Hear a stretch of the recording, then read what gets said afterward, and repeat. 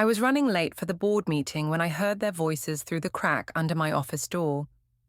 My husband's familiar baritone, mixed with the sultry whisper of my executive assistant, a sound that shouldn't have existed at 7:30 a.m. in my private office.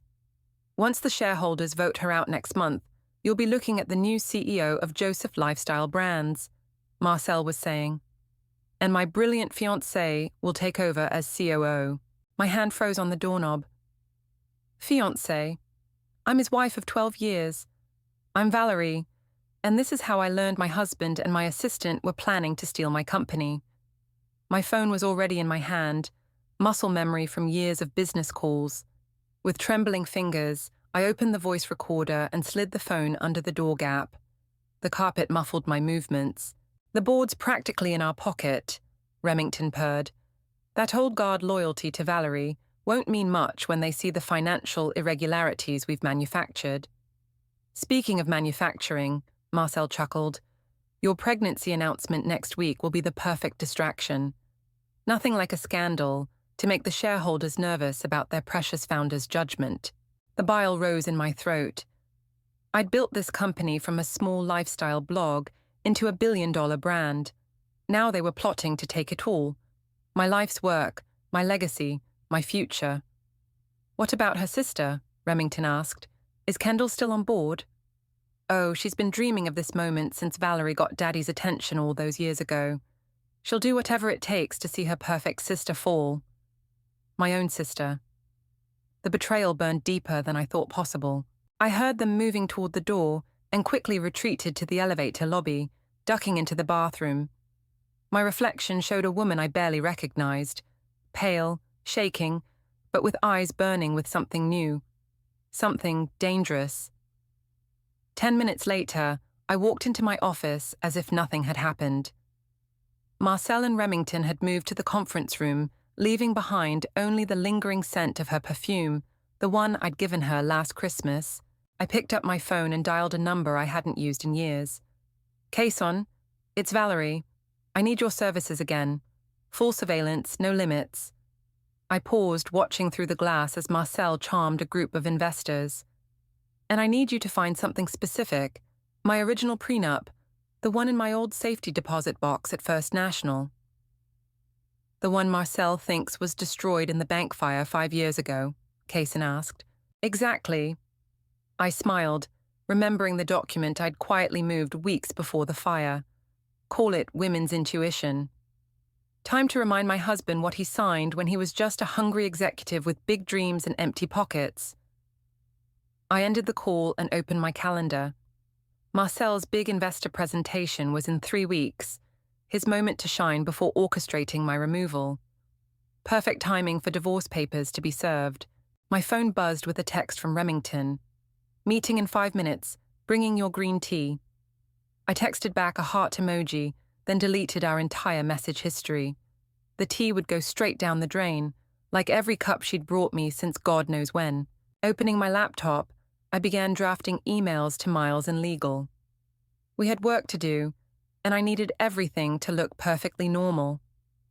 They thought they were dealing with the same Valerie who played fair, who believed in second chances, who put family first.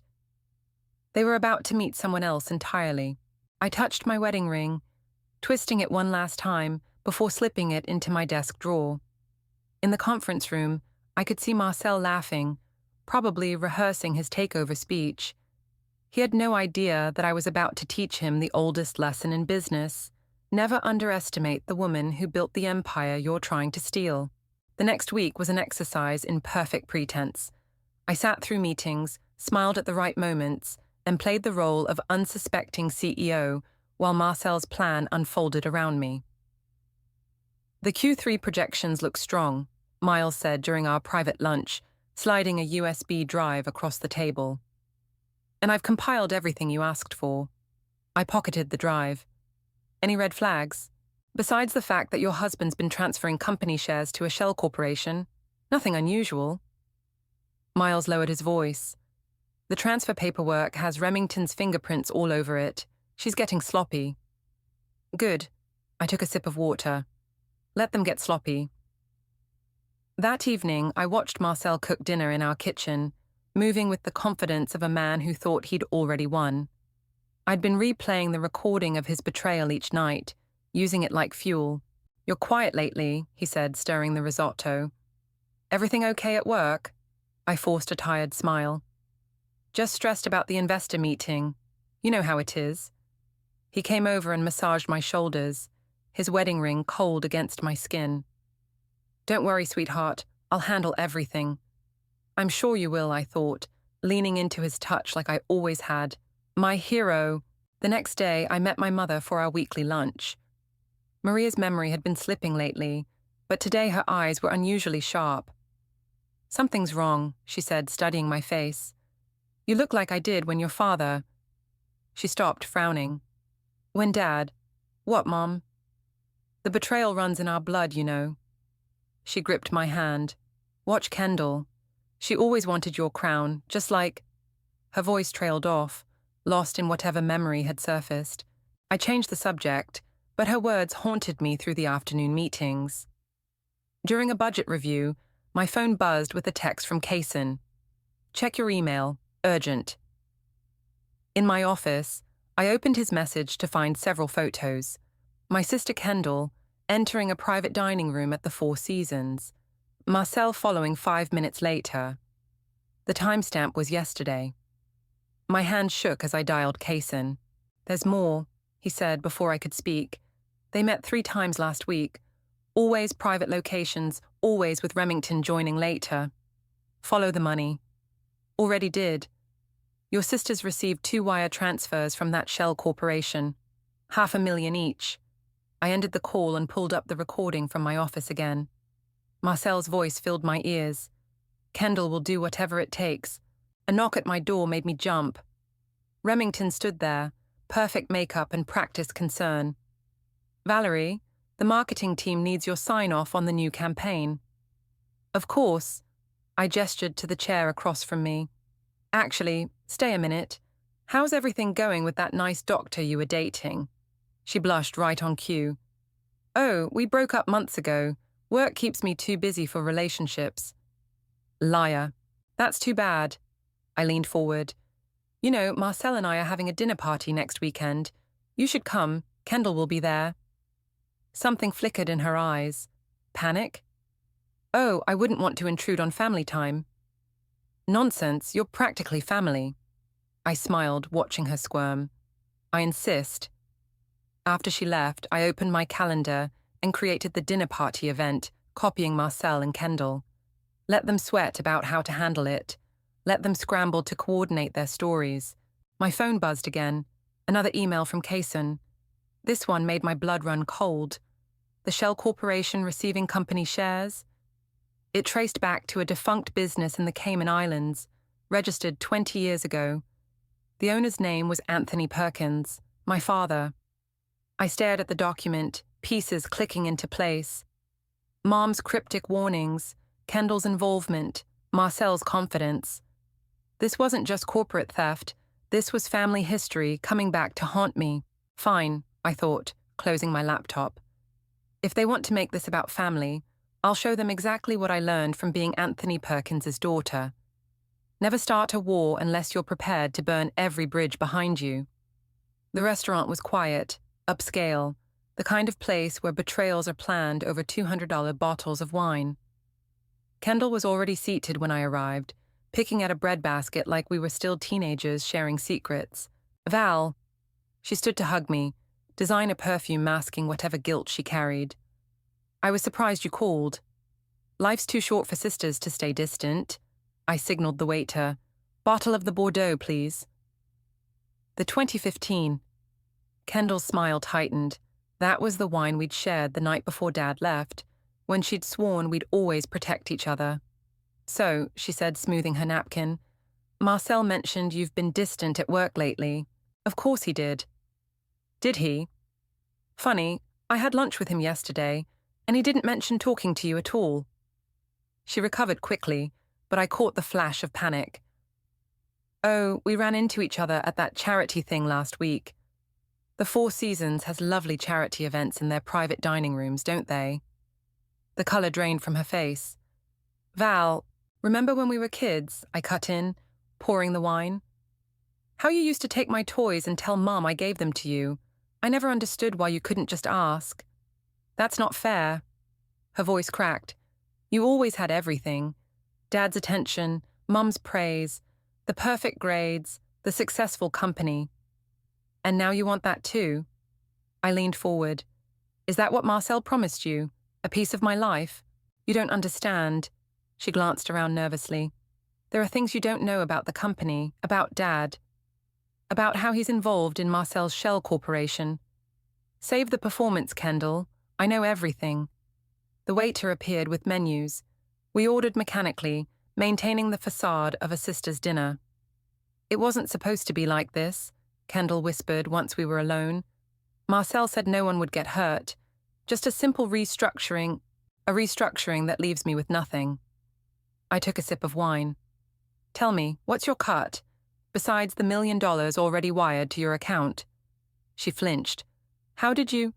The same way I know about the meetings, the forged documents, and Remington's little pregnancy scheme. I pulled out my phone, showing her the recording app. Would you like to hear what your co-conspirators really think about you? Marcel's voice filled the space between us. Kendall's just a useful idiot. Once Valerie's out, we'll deal with her sister's demands. I stopped the playback. Kendall's hands were shaking. He wouldn't, she breathed. We had a deal, like the deal Dad had, before he disappeared with all that money. The pieces were finally connecting. That's what this is really about, isn't it? Dad's back and you're helping him take what he thinks he deserves. Tears spilled down her cheeks. You don't know what it was like after you left for college. Being the one left behind with Mum's depression, with the creditors calling. So you're punishing me for succeeding. I stood up, dropping cash on the table. Consider this your only warning, little sister. Back out now or I'll make sure you lose everything, just like you planned to do to me. Val, please. She grabbed my arm. You don't understand what Dad's capable of. I pulled away. No, you don't understand what I'm capable of. Marcel, Remington, Dad, they're all using you. But you chose to help them, Kendall. Remember that when everything burns. Walking out, I texted Miles. Start the proceedings. All of them. His response was immediate. The divorce papers are ready, but there's something else. Your father's lawyer just filed a claim on your original company patents. I smiled, stepping into my car. Perfect. Let them all come at once. I'd rather face my enemies in a single battle than 1,000 small wars. Besides, I thought, pulling up the prenup Kaysen had recovered, I had something none of them expected. Proof that Marcel had signed away his right to company ownership before we even married. Sometimes the best revenge is the one you planned before you needed it. The boardroom hummed with anticipation as Marcel stood to begin his investor presentation. I sat quietly in the back, sipping the tea Remington had nervously placed before me minutes earlier. She hadn't noticed me pouring it into the potted plant beside my chair. Ladies and gentlemen, Marcel began, his confidence radiating. Today marks a new chapter for our company. I checked my watch. Right on schedule. Our Q3 numbers show unprecedented growth. He clicked through his slides, each one carefully crafted to support the story he'd tell later about why I needed to be removed. The boardroom door opened. A courier stepped in. Mr. Joseph. She held up an envelope. Urgent delivery requiring immediate signature. Marcel's smile flickered. I'm in the middle of, it's a legal matter, sir. Must be signed for now. I watched him open the envelope, watched the colour drain from his face as he recognized the divorce papers. His eyes found mine across the room. I raised my teacup in a small salute. Is everything all right, Marcel? Board member Patricia asked. He loosened his tie. Just a moment, please. Remington shifted nervously in her seat. Right on cue, every phone in the room buzzed simultaneously. The mass email I'd scheduled had arrived. Oh my God, someone gasped. I watched as they all read the anonymous tip about Remington's sexual misconduct with a married executive, complete with security camera stills from the office parking garage. The timestamp showed last night. Remington jumped up. These are fake. Someone's trying to... The pregnancy test in your desk drawer isn't fake, I said quietly. The one you plan to use next week? Miles found it during the standard office sweep this morning. The room erupted in whispers. Marcel stood frozen, divorce papers in one hand, presentation clicker in the other. Perhaps, I suggested, standing up, we should discuss the real reason for today's meeting. The attempted hostile takeover you and your mistress planned. Or should we start with the forged financial documents? You can't prove anything, Marcel snarled. I pulled out my phone and played the recording. Their voices filled the room. Once the shareholders vote her out next month, Remington ran from the room in tears. Marcel lunged for my phone, but security, quietly positioned earlier, stepped between us. The board should also know, I continued calmly, that Mr. Joseph signed away his rights to company ownership in our prenuptial agreement. Miles, would you share copies?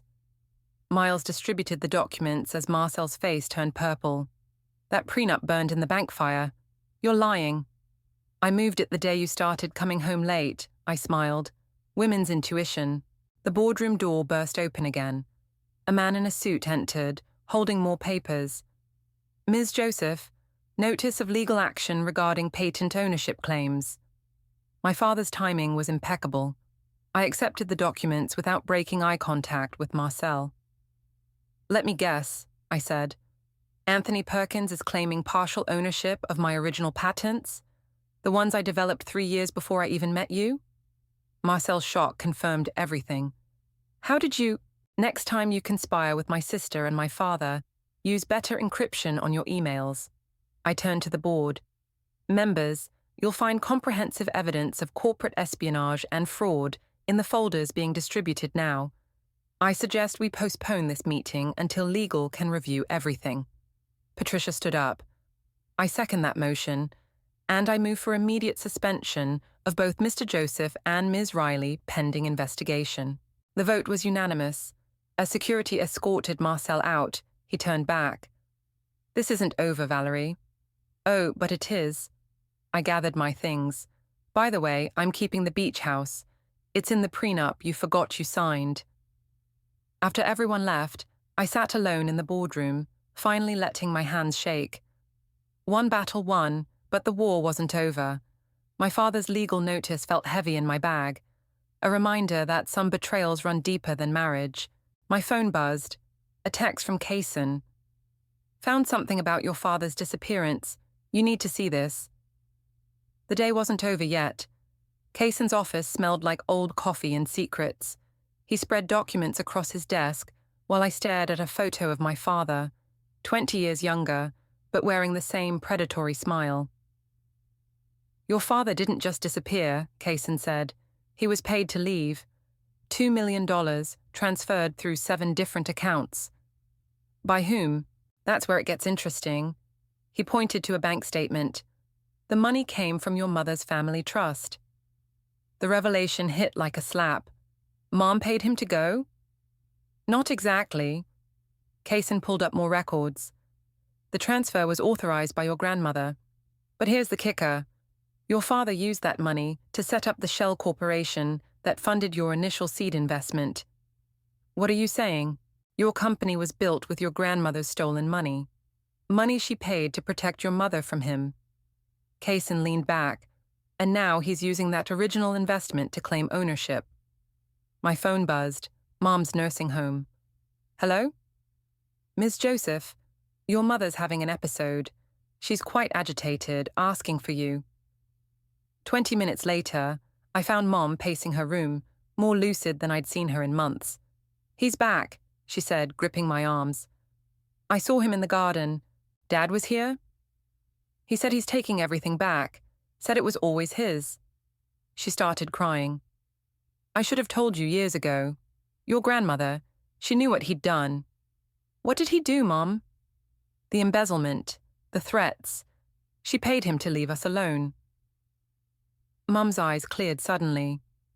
The night before he left, I heard him on the phone.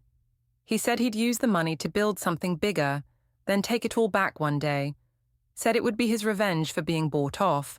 I held her until she calmed down, pieces clicking into place. Dad hadn't just disappeared. He'd planned this for decades. The seed money, the shell corporation, waiting until my company was worth billions. Back at the office, I found Miles waiting with more bad news. Your father's lawyers filed injunctions against all your major accounts, he said. They're trying to freeze your assets. Can they? Not if we move first. He handed me a USB drive. Everything we need to expose Marcel, Remington, and Kendall's scheme is here. One press release and it all burns down. I plugged in the drive, scanning the evidence. Emails, transfers, recorded conversations, enough to destroy everyone involved. Do it, I said. Release everything. There's no going back from this, Miles warned. Your sister made her choice. I hit send on the press release. Let them all burn. Within hours, my phone exploded with notifications as the story hit the media. Corporate espionage scandal rocks luxury brand. CEO's husband in love triangle conspiracy. Sister's betrayal, family drama behind hostile takeover attempt. Kendall called 7 times. I let it go to voicemail. Then came the text from an unknown number. You're just like your grandmother, always thinking you can buy people off. Meet me tomorrow, or the real story about your company's founding goes public. Dad. I forwarded it to Kason, who responded immediately. Got his location. Want me to follow him? No. I had a better idea. Tell me where he's staying. That night, I drove to his hotel. The desk clerk recognized me from the news and eagerly gave me his room number. Outside his door, I paused to record on my phone. Come in, he called when I knocked. Anthony Perkins hadn't aged well. He sat in an armchair, like a deflated version of the man in my memories. Hello, Dad. Valerie. He smiled that old smile. Ready to negotiate? Actually, I pulled out my phone. I'm ready to show you what I learned from you, about keeping receipts. I played the recording of his conversation with Marcel, then Mom's confession about the embezzlement, and finally, his own admission of the revenge plot, secretly recorded by my grandmother the night before he left. His face went slack. Where did you get? Grandma may have paid you to leave, I said, but she taught me how to fight back. Check your email, Dad. The press has quite a story coming about you. Sometimes the best revenge is just telling the truth. The media frenzy that followed was exactly what I'd planned. Headlines screamed about corporate espionage, family betrayal, and hidden fortunes. My father's past crimes surfaced like bodies after a flood, each revelation worse than the last. The board is fully behind you now, Miles said, dropping a stack of newspapers on my desk. Nothing like a scandal to make people choose sides. My phone buzzed with a text from Remington. Please, I'm pregnant for real this time. We need to talk. Interesting timing, Miles commented, reading over my shoulder. Should I release her medical records? I nodded. Show everyone how she's been trying to get pregnant for months. Let Marcel deal with that betrayal. Within an hour, Remington's desperate attempts to trap Marcel through pregnancy became public knowledge. Her medical records showed multiple fertility treatments, all timed perfectly with their scheme. My office door burst open. Kendall stormed in, mascara streaked down her face. How could you? She screamed. You've destroyed everything. You did that yourself. I didn't even look up from my computer. The offshore account details you faked. They're being investigated by the SEC now.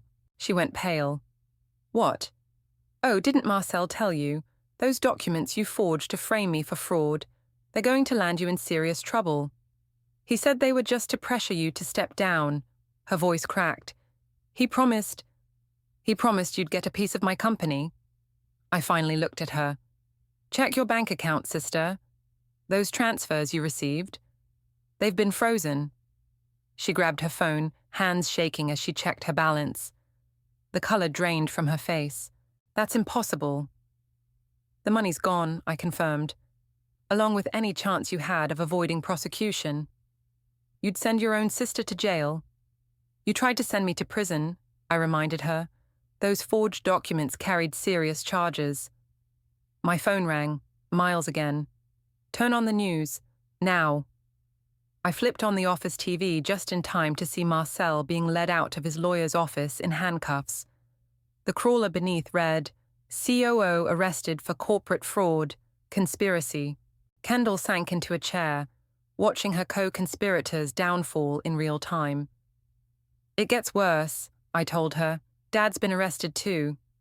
Turns out he never stopped committing fraud after he left us. The FBI's been building a case for years. You knew, she whispered. You knew he was using us. I figured it out too late. I handed her a tissue. But not too late to stop him. My desk phone buzzed. Ms. Joseph, there's something you need to see in the executive bathroom. I left Kendall crying in my office and headed down the hall. The bathroom door was locked, but I had a key. Inside, Remington sat on the floor, surrounded by pregnancy tests. All negative. He won't even take my calls, she sobbed. I thought if I could just get pregnant. Security will escort you out, I said, turning to leave. Your termination papers are being processed. Wait, she scrambled up. There's something you should know. Someone else is involved. Someone inside your inner circle. They're the one who... Miles appeared in the doorway. Valerie, we have a problem. Someone's trying to access the company's main accounts. They're using your personal codes. I froze. Only 3 people had those codes. Me, Miles, and... My phone buzzed with a notification. Unauthorized transfer attempt from primary account. Amount, 50 million destination, Cayman Islands. Track it, I ordered Miles. Now. His fingers flew over his phone, but his expression told me everything. The betrayal wasn't over. Someone else wanted my empire. Someone who'd been watching everything unfold, waiting for their moment. Someone who knew all my moves before I made them. I looked at Miles, remembering every conversation we'd had, every strategy we'd planned. Had I been playing chess while he played me? The game wasn't over. It was just beginning. The shareholders' meeting room was packed. Every board member, major investor, and executive waited for my annual address. Miles stood near the podium, checking his phone with practiced nonchalance. Ready? He asked as I approached. Almost.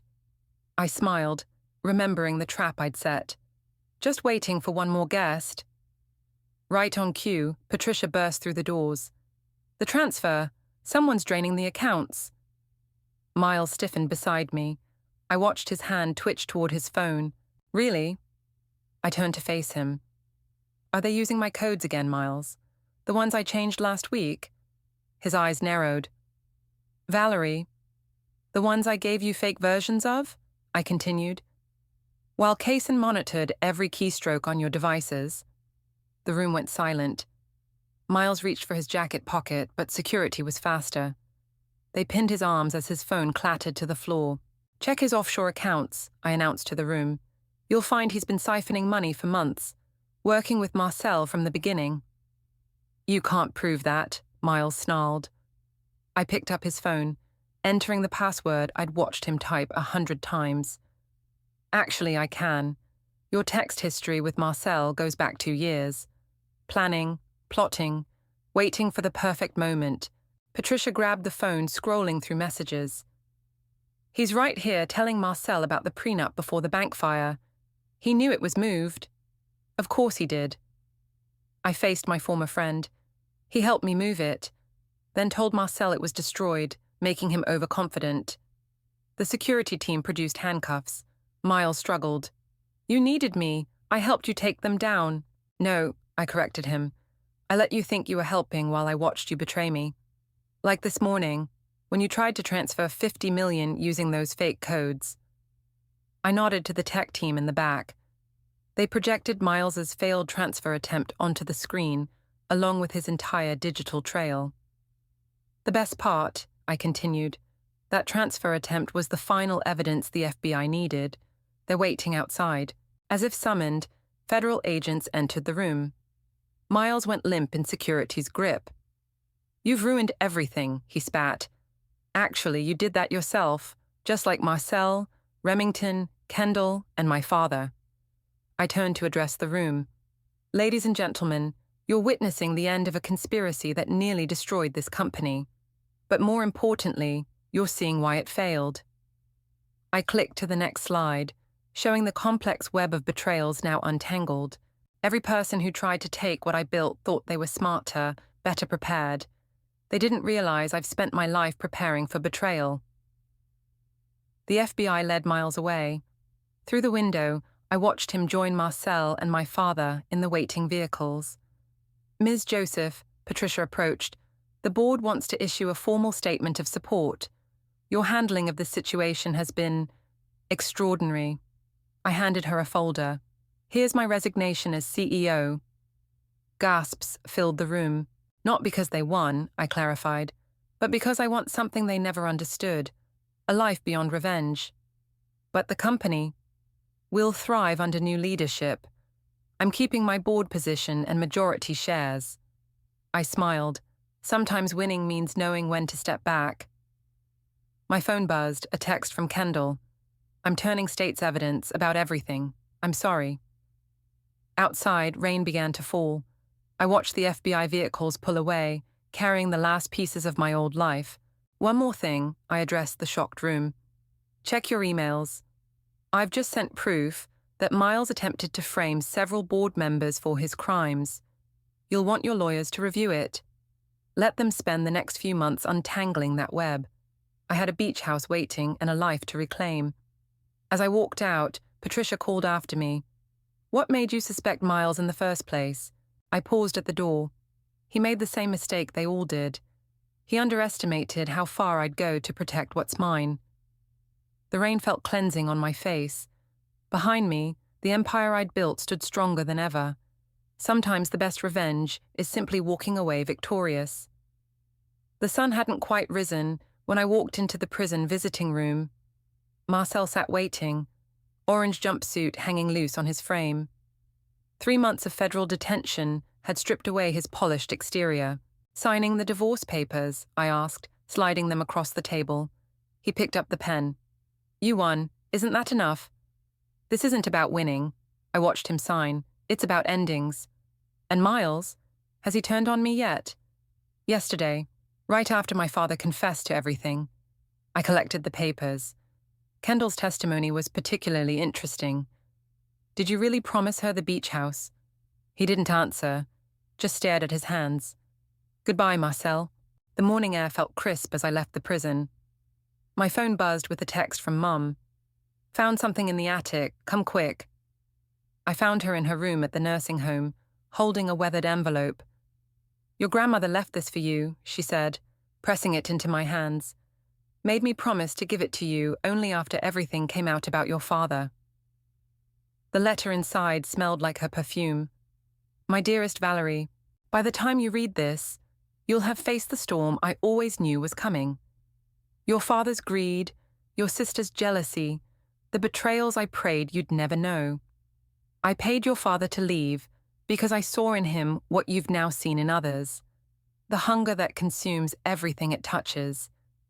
But I also saw in you something stronger, the wisdom to know when to fight and when to walk away. Don't let revenge become your legacy. You're better than that. You're better than them. Love, Grandma. Mom touched my hand. She knew. Somehow she always knew. Did you read the business news? I asked. The company's stock hit a record high after the scandal broke. And you're really leaving it behind? Not leaving, just stepping back. I smiled. The beach house has better views than the boardroom. My phone buzzed. Remington requesting a meeting.